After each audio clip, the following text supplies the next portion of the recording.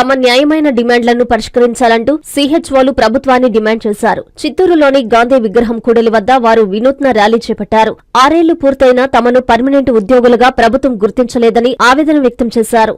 గతంలో ప్రభుత్వం ఇచ్చిన హామీలను వెంటనే నెరవేర్చాలంటూ వారు డిమాండ్ చేశారు. సకాలంలో జీతాలు చెల్లించాలని కోరారు. గత నెల రోజులుగా నిరసనలు చేపడుతున్నా ప్రభుత్వం పట్టించుకోపోవడం దారుణమన్నారు.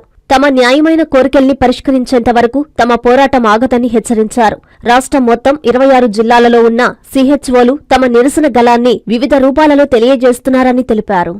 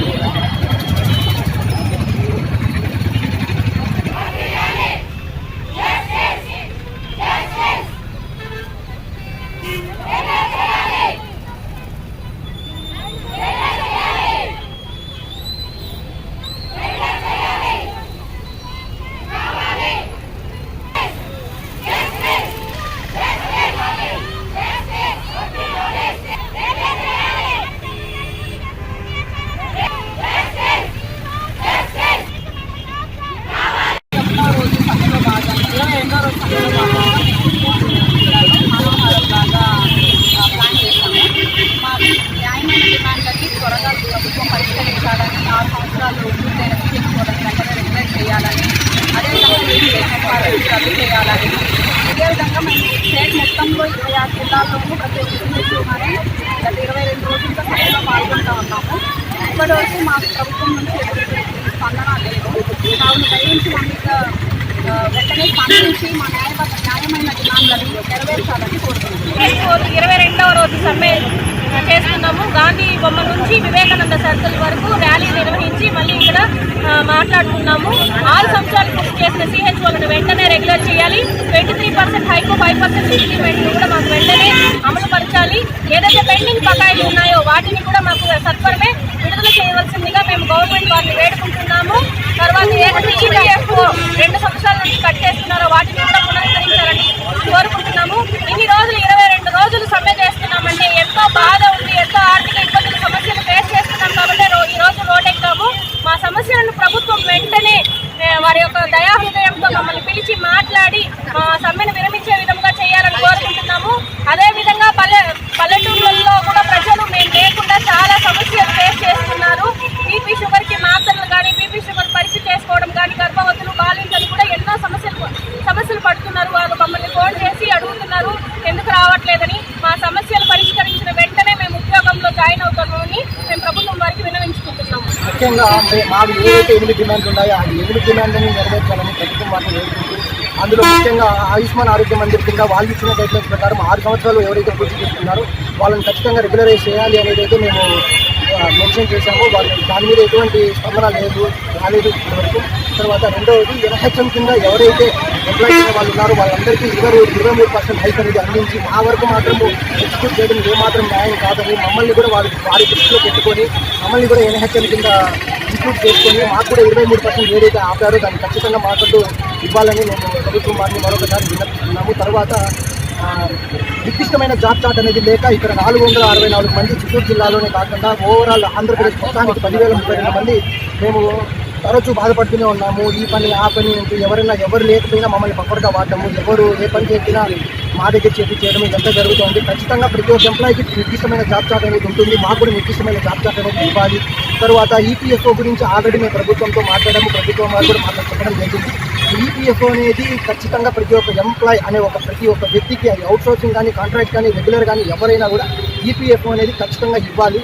మాకు ఇస్తూ ఒక్కసారిగా గత సంవత్సరం రోజులుగా ఎందుకు ఆపేశారనేది దానికంటూ ప్రాపర్ ఆన్సర్ అనేది ఇవ్వలేదు.